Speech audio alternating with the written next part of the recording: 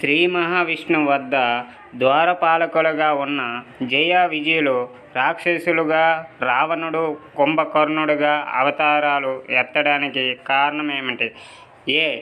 శనక, సనందన, సనత్కుమార, సనత్సుల జాతుల వారు ఇచ్చిన శాపం. బి. కావాలనే అవతారం ఎత్తారు. సి. జయ విజయులు రాక్షసులుగా మారాలని. డి. మంచి చేయాలని.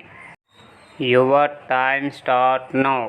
ఒక రోజున శ్రీ మహావిష్ణువు దర్శనార్థం బ్రహ్మ మానసపుత్రులైన శనక, సనందన, సనత్కుమార, సనత్సు జాతులు అందరూ కలిసి శ్రీ మహావిష్ణువు దర్శించుటకు వైకుంఠం వచ్చారు. వారిని జయ విజయులు అడ్డుకొని శ్రీహరిని దర్శించుటకు ఇది తగిన సమయం కాదని అన్నారు. మహర్షులు ఎన్ని విధాల ప్రయత్నం చేసినా వారు వినిపించుకోలేదు. అందుకు ఆ ఋషులు కోపవేశులై ఏ తత్వంతో మమ్మల్ని లోనికి పోనివ్వకుండా అడ్డుకున్నారో ఆ తత్వంగానే రాక్షస తత్వంతో భూలోకంలో జన్మించి రాక్షస తత్వంతో శ్రీహరిని దూరమగుదురుగాక అని శపించారు. శ్రీ మహావిష్ణువు వద్ద ద్వారపాలకులుగా ఉన్న జయ విజయులు రాక్షసులుగా రావణుడు, కుంభకర్ణుడుగా అవతారాలు ఎత్తడానికి కారణమేమిటి? ఆన్సర్ ఏ.